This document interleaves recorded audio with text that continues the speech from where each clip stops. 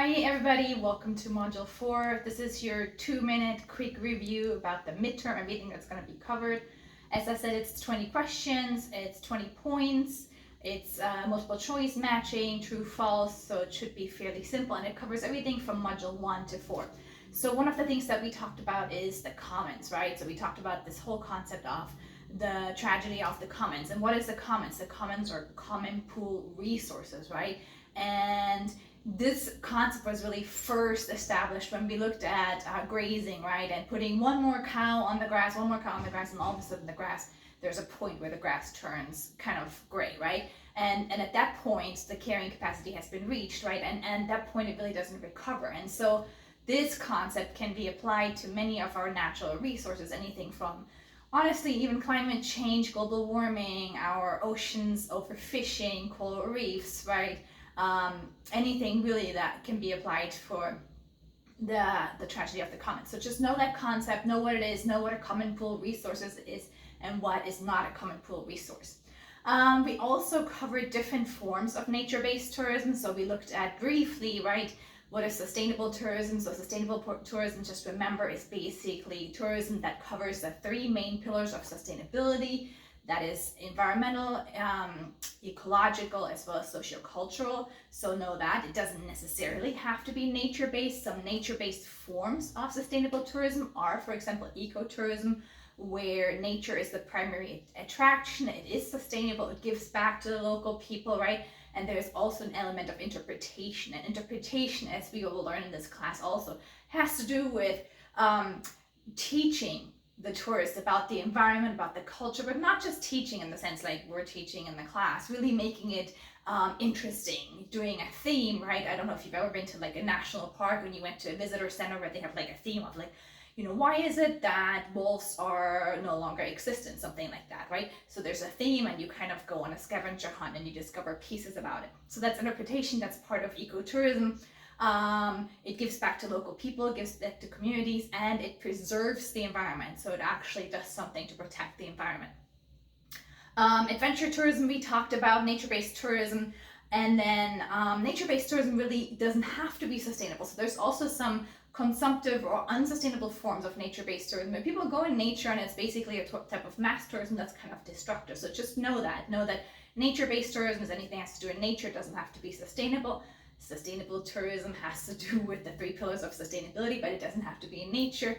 And ecotourism is a part of sustainable nature-based tourism. We also talked a little bit about the ecology of ecosystems, right? And so I want you guys to just remember some of the key terms that we talked about. One of them is the habitat where animals or plants live, right? And that's basically like the physical place where they live. Like, what is that habitat made of, right? We talked about the niche, which is basically the role that a specific species occupies in that ecosystem, right? And so we also talked about symbiosis, which basically is a form of a relationship between two types of organisms in that ecosystem. We talked about biotic and abiotic forms. So biotic means living, so any kind of living organism, and abiotic means non-living organisms of the ecosystem. And then we also talked about autotroph. So autotroph basically means it's any kind of organism that can create its own source of income. So think about like a plant who takes sunlight and actually converts it into energy. That's an autotroph organism. So just know these and be able to match them if I give you definitions of them. We also talked at length about some of the impacts on the ecosystem, right? And so they range from pollution to trampling, which we talked about a lot, to trampling. What does trampling do? It compacts the soil, right? Which also then leads to water not coming in, which also then leads to new seedlings not being able to actually settle. So there's a lot of different things that happen with that. We talked about species loss, right? Animals changing their behavior. We talked about plants, plant loss, plant coverage loss. So we talked about a lot of those environmental impacts. So just look at those again, see what's going on with those, and just, be able to kind of talk about some of them. We also talked about that in terms of the management. The first thing that's really, really important is to put an area as a protected area, right? And I taught you guys the system from the International Conservation of the Nature Union, IUCN, right? And so they have 5 different classes. You don't have to know all the classes, but just know that not in all of the classes tourism can be done right. Strict preserve cannot have tourism, but most of the categories actually can have tourism. So just know what those are. Along with those, we talked about the establishment of the national park system in the States, and we talked about some of the key people that were actually influential in our philosophy of protecting places and establishing the national park system, right? Among those was John Muir, who is really known as the father of the national park system, right? Because he was so influential in writing letters and taking presidents on visits and showing the national parks that actually it really helped to finally pass a legislation to create the national park system. We also talked about Yellowstone being the first national park, and we talked about some of the other influential people, like we talked about Olmsted, who was the creator of the Central Park, so he was a landscape architect, and Olson, some of the other ones, Emerson, who wrote influential writings. There was a lot of information in the psychology lecture, the human dimensions of natural resources. And so just really look at that one. So one of the primary concepts that we talked about is specialization theory, which basically means that as people become more specialized in an activity, it becomes more central to their lifestyle. They have specialized equipment. It becomes really part of who they are, how they dress, how they talk, what they do, their friends, right? It becomes kind of their social world, right? And so as they become more specialized, like think about a surfer or a kayaker, they kind of let go of other activities, and they also have different preferences. So somebody who is only occasionally surfing, maybe they don't really care where they surf or if the waves are a certain way or not, but think about somebody who surfs every day who's very specialized.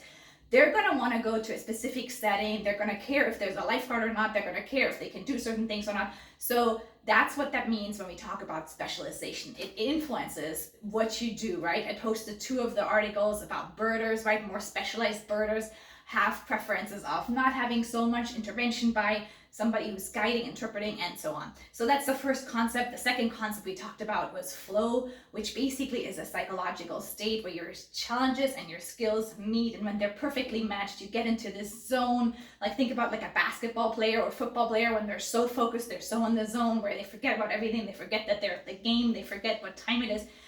That's what we're talking about when we talk about flow. And because nature-based activities have challenges and we need skills, they're great examples of being able to get in the flow, and flow has been shown to be very, very good for your psychological well-being. So that's another really cool concept. Then we talked about crowding, which is basically carrying capacity, but really applied to people. So crowding means how crowded do you feel as a person if you're in a national park? And that really has to do with, again, your level of specialization, your motivation has to do how many other people are there, the characteristics of the other people, are they doing the same thing as you're doing? If you're a hiker and there's another hiker, maybe you don't feel so crowded. However, if there's like somebody on a motorcycle, you might feel crowded really fast. So it depends on what the other people are doing, who they are, groups or not, right? And your motivations for doing it and how specialized you are again. So just know that we can change crowding as managers based on that. We can zone, we can put people with different motivations in different places and so on. Then we talked about constraints. Constraints is anything that keeps you from doing the activity, and we looked at different types of what constraints are. Lastly, we talked about some management strategies. So we talked about hard and soft intervention strategies. So soft is anything that you do that isn't like rigorous, right? Soft is kind of like suggesting something, giving an information about something so that people might change their behavior based on the information that you're providing. Meanwhile, a hard intervention strategy might be closing off a trail, closing a campsite, closing the park altogether. That would be a hard intervention strategy, right?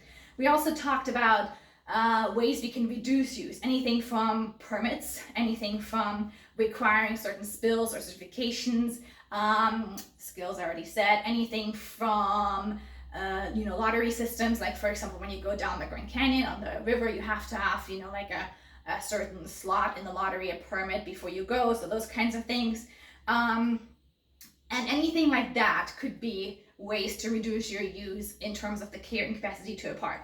Lastly, we talked about concentration and dispersal. So concentration really means that, we're basically putting a lot of people in one concentrated area. The impacts on that area are going to be great, but philosophically speaking, we're actually going to protect the rest of the natural area, the protected area, right? On the opposite side, dispersal means we're kind of spreading out use to different parks and within the park to many areas, having smaller impacts in all of those areas. So, but again, we're impacting more of an area. And so lastly, for trampling, just know that we talked about, really look at that slide of trampling, that page, right? So we talked about horses versus humans, right, where horses create more impact. We also talked about that really most of the impact is done really early on with only 10 people, right, spending the night or going. And we also talked about that it depends on the type of ecosystem, like eucalyptus forest versus like a rainforest. They recover faster and they really take more time or less time depending on the type of ecosystem. So just know that. So I wish you guys good luck. See you guys soon.